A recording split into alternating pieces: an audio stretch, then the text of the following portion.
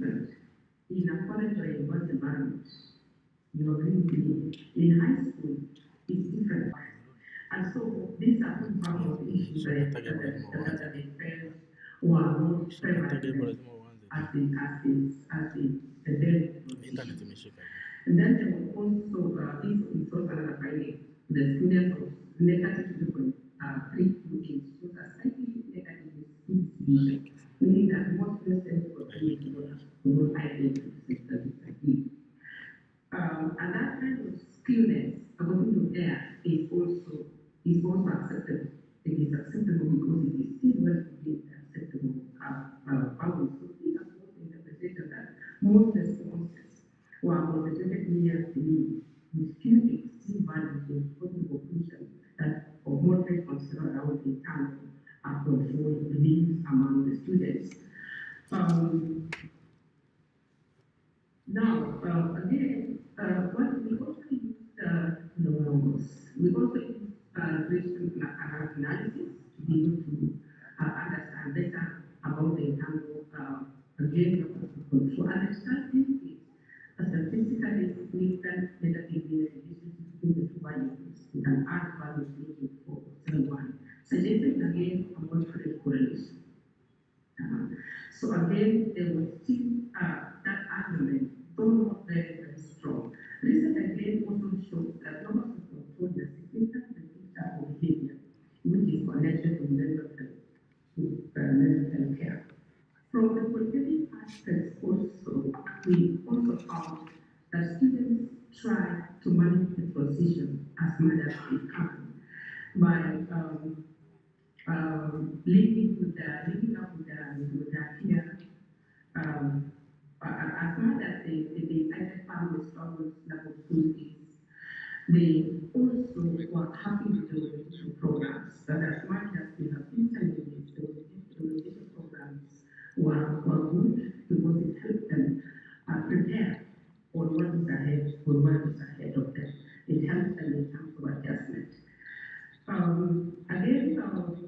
The findings again in that shows the coefficient, it talks again about the influence of locus of control of stress, because the indicator used to measure the adjustment is not to find out, because the dependent is stress and the dependent is locus of control.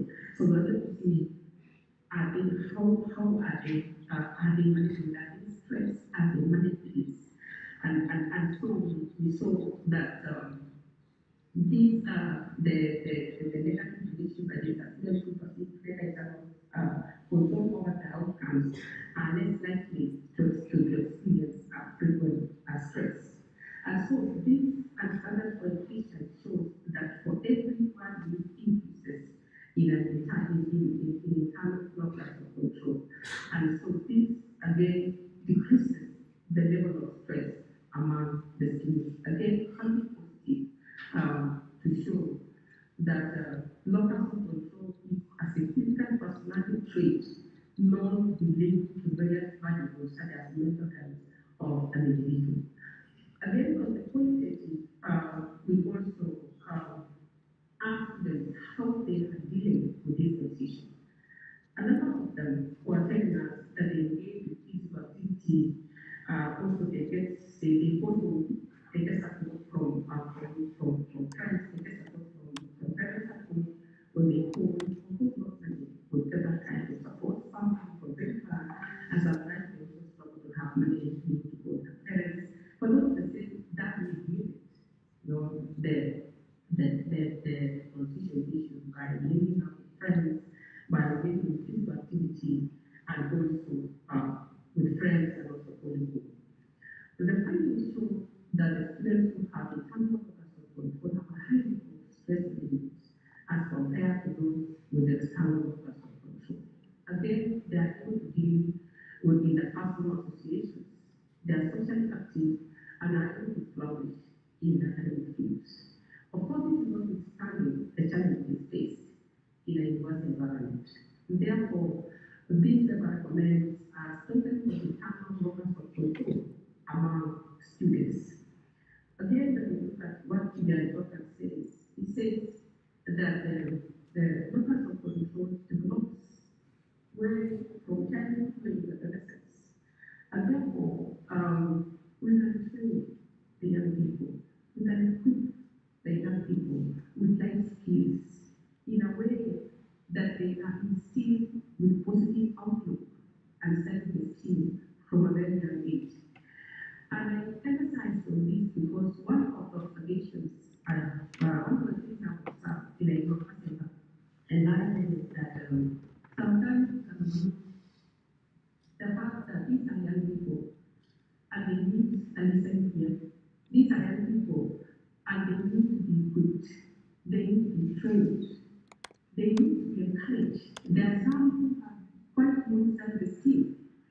And so it is important that those of us who interact and engage young people take a bit of time to try and understand how are they doing, where are they coming from.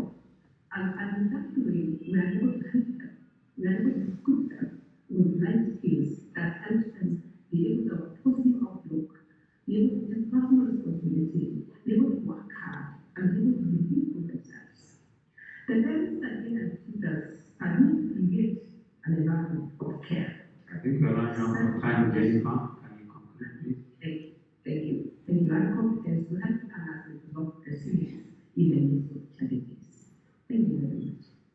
Thank you so much. Thank you so much. I can see you are smiling from a very difficult question around the freedom that young people enjoy. They were saying that comes with a cost. While at the same time emphasizing on agency. We'll come back to that discussion later. Then we move to Rafael Asantemungu and Amina Shamte. Please, you have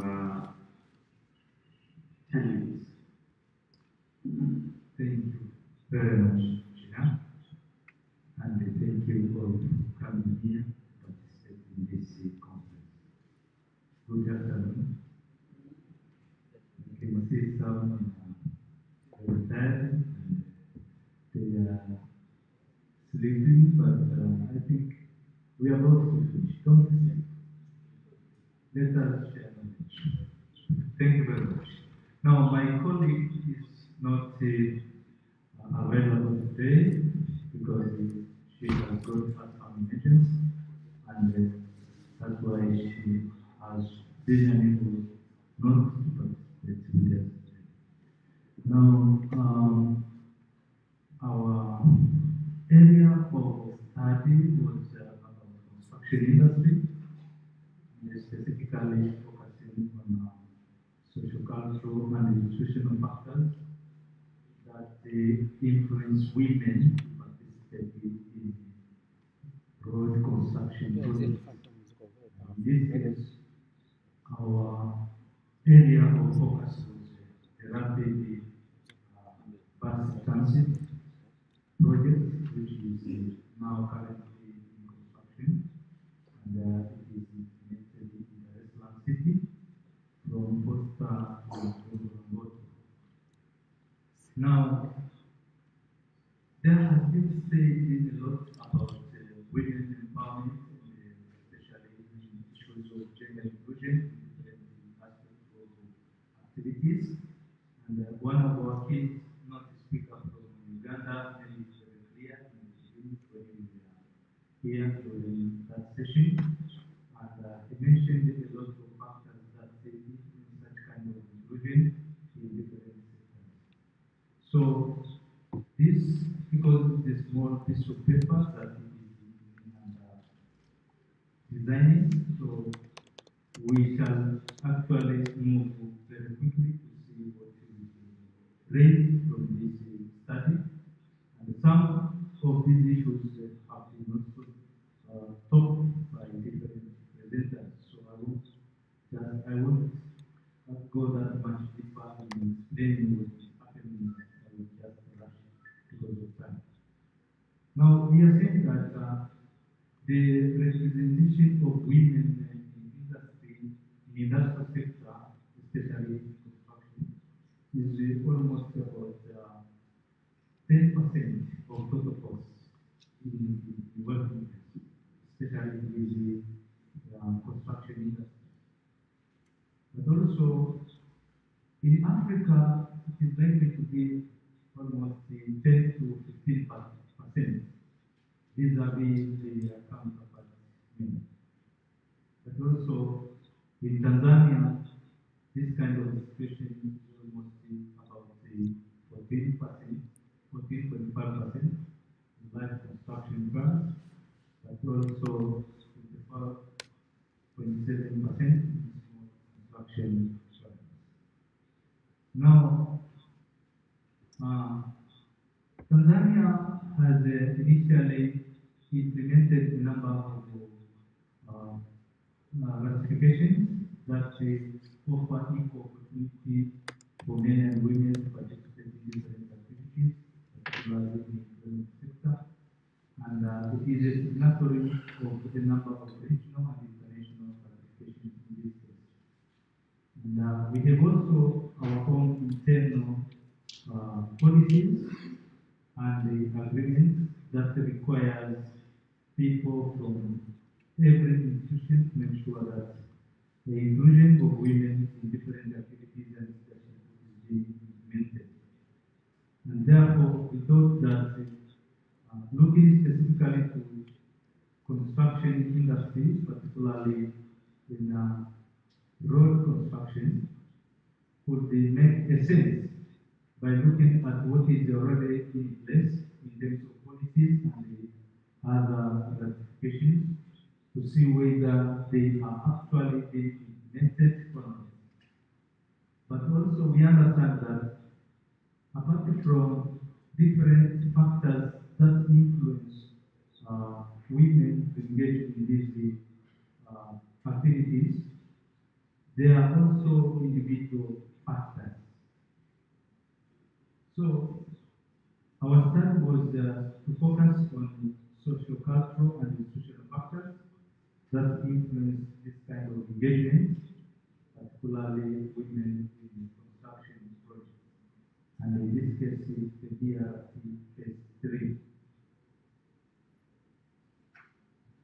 We tried to adopt different perspectives from feminist theories, particularly the detail of feminist theory, that assume that promotes equal rights and opportunities for women, and suggested that gender inequality exists because of inequalities that are present in social norms and the discrimination that leads to discrimination and unequal access to resources, plus equal access to employment opportunities in different areas. Now, the study adopted qualitative methods, and the philosophy of it was interpretative.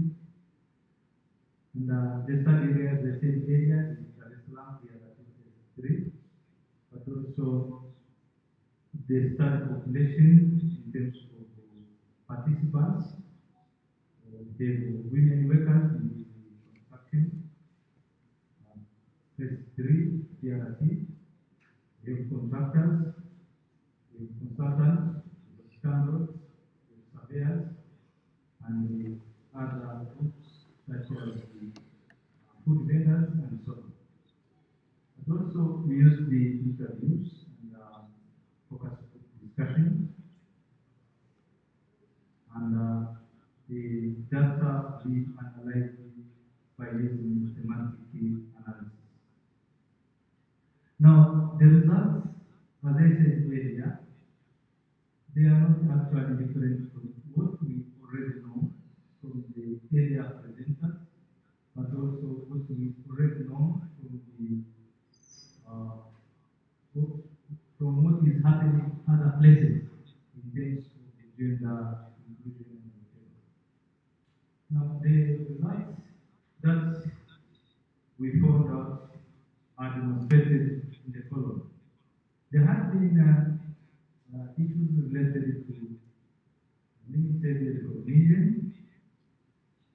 Women are not well recognized as compared to their counterparts men in terms of handling these activities.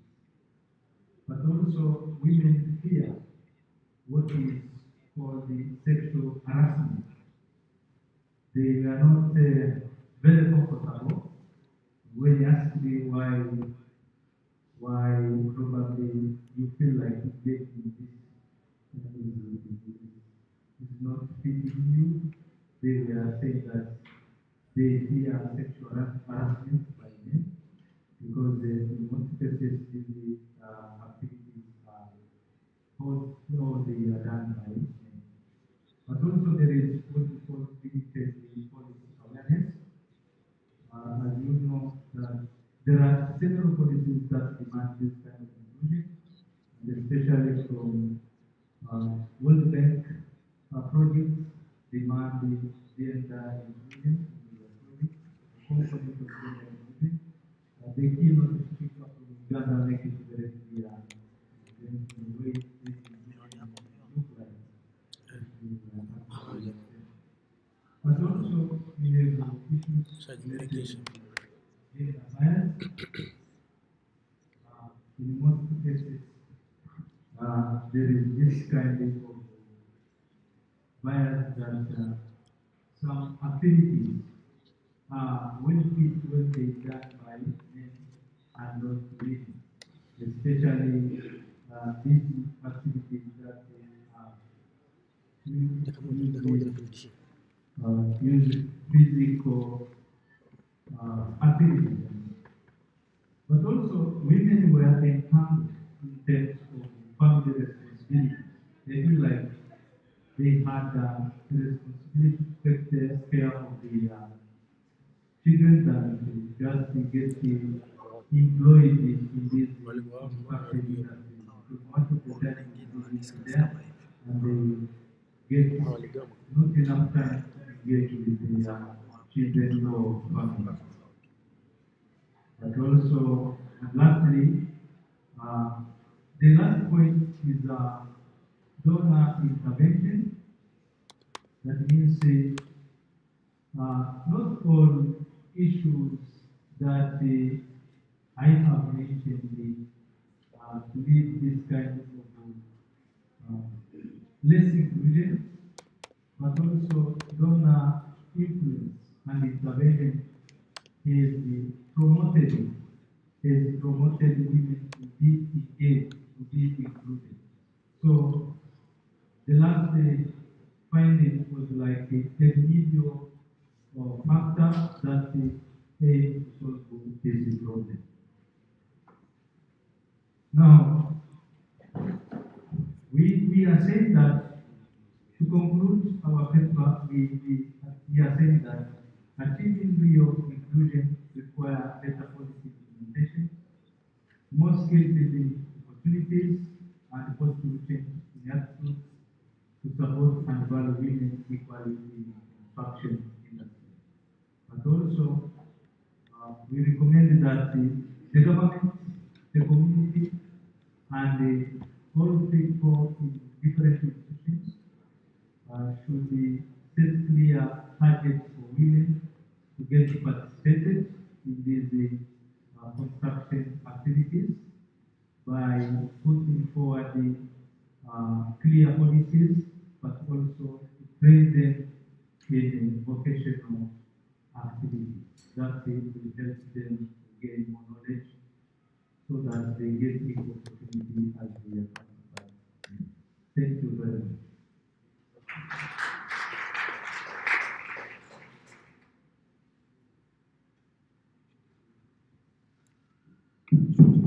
Thank you so much, Shante.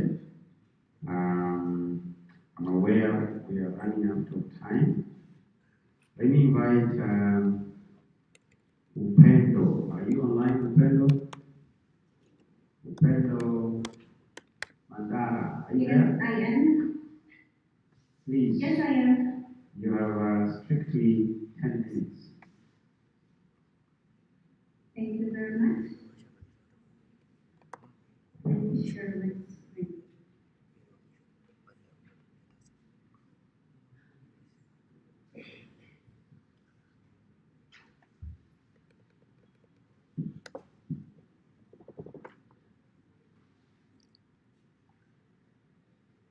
the screen is there, right?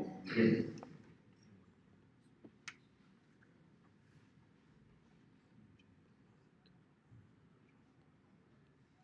Sorry, do you see the screen? We do. Go ahead, please.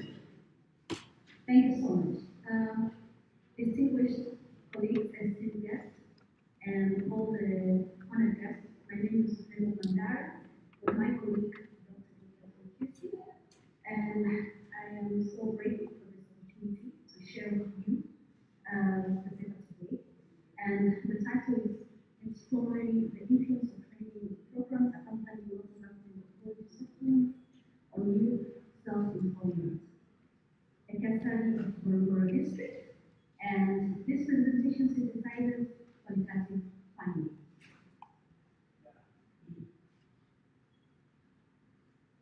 So I'll go to the introduction.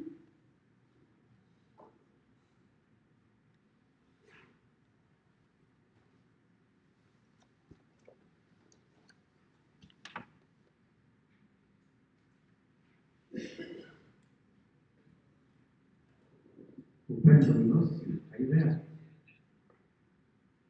Hello? Sorry, just going to stop. We, Do you hear me back? yeah, we hear you. Can you proceed, please? Thank you.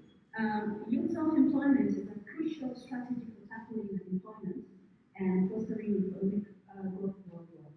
Globally, approximately 1.2 billion youth engage themselves in self-employment, but many continue to face challenges such as limited access to finance, skills, and training. In Africa, nearly 80% of youth rely on informal or self-employment activities for their livelihood.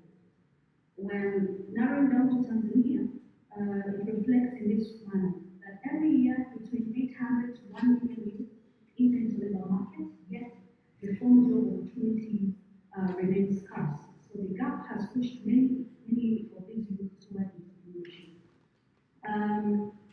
To address the challenges, the government of Tanzania, through the National Youth Development Policy and the local government authorities, provides soft loans and entrepreneurship training to support these youth-led businesses. Although this intervention aims to enhance the youth self-employment, many of these youth still face difficulties in starting, managing, and expanding their businesses. So existing studies have largely focused on access to finance, with limited attention given to the influence of training programs that accompany these soft loans. Consequently, there is insufficient evidence on whether these training programs effectively improve youth self-employment outcomes or not. So the paper therefore seeks to examine the influence of the training programs accompanying the local government authorities soft loans on youth self-employment, taking case study of Morogoro District. Rationale of the study to the council directors to enhance their capacity on managing the soft loans, to the loan officers to strengthen their knowledge on fund management and stakeholders engagement, but also to academicians on providing empirical evidences, and to the policymakers to provide evidence-based insight that will support development of different youth policies. Theoretically, the study used the public service theory of financial inclusion articulated by Ozil in 2020 that argues that the equitable access to financial services is a public responsibility. And also, the theory asserts that financial access alone is insufficient. So sustainable impact requires that the government supplements access of the financial services with targeted training, financial literacy initiatives, and continuous institutional support. Logically, the study adopts a quantitative interpretivism paradigm, recognizing that realities are socially constructed and is best understood through the lived experiences of participants. Also, a single case study design was selected to facilitate an intensive and context-rich analysis. The empirical sample comprised of 18 youth and 4 government officials who were responsible to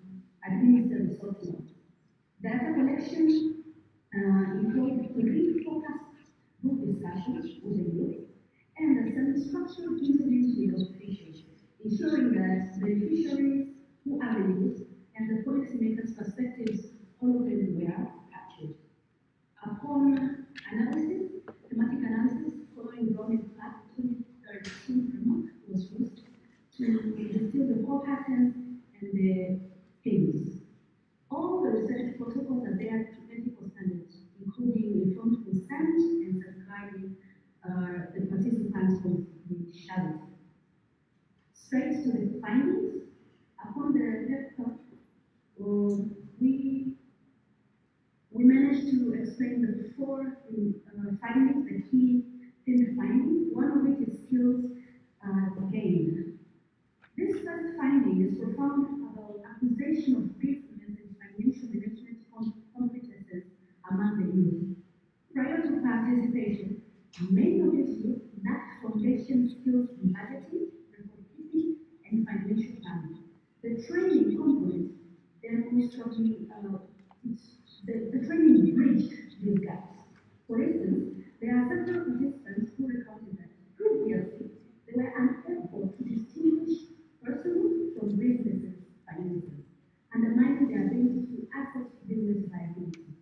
But after the training, they adopted systematic approaches, maintaining their sales and expenses records, implementing their budgets, and planning for contingencies.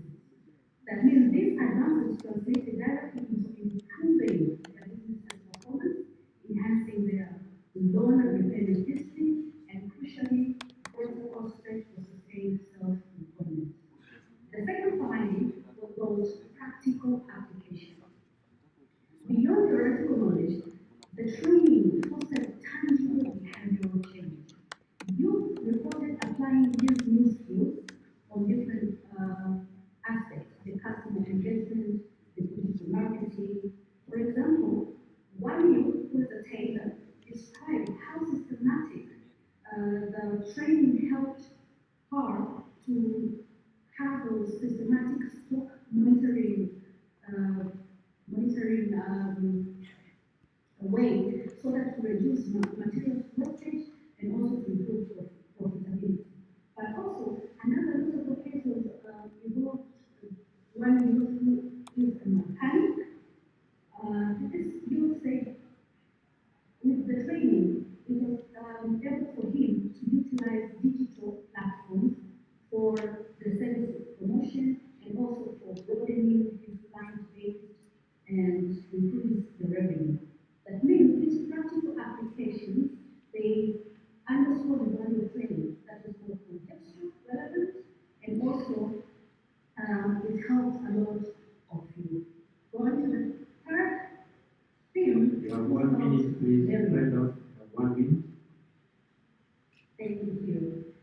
Okay, the third was about barriers that, despite all the positive outcomes, the research identified barriers such as linguistic challenges, as most of the training are conducted in Kiswahili, but most of the youth who are located in Ngorongoro district, they have the native language that is the Maasai language. So the other barrier was gender responsibility, and the other, let me go with the fourth finding was about for mentorship, that youth emphasize that theoretical mentorship and refresher training will enhance their capacity to translate their knowledge into practice and also to foster long-term sustainability. Conclusively, the study affirms that combining the training programs with the local government software is a potent strategy for advancing the youth self-employment in rural areas in Tanzania.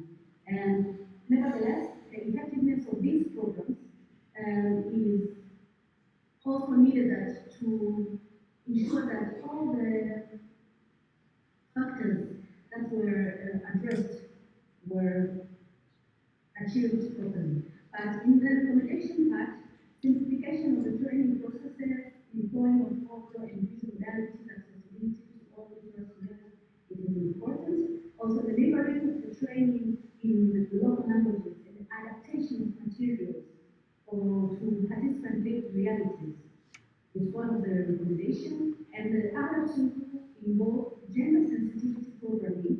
Thank you. Thank you, Brendo. We are going to cut you there, and we'll come back to you probably in discussion. Let me invite Sabina. Sabina, are you ready? Sabina Abuga, are you online? Yes, yes, I am. You have less than 10 minutes. I have got my slides, so can you please let me forward to let myself? Yeah, just speak. Can I share my slides, or can I please share that? Share if you can. Not, we are hearing you. We have less than 10 minutes.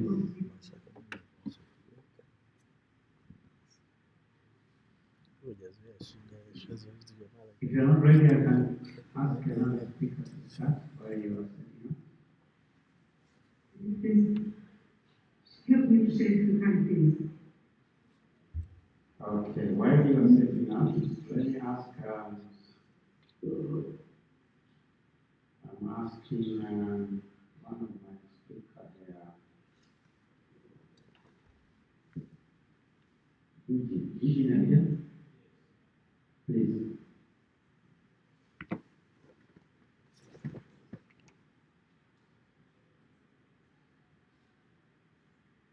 You have less than 20 minutes.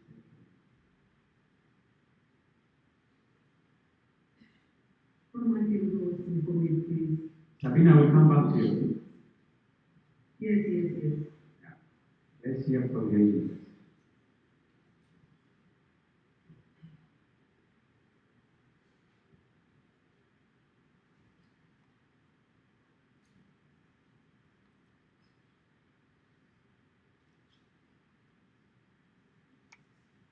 You can proceed.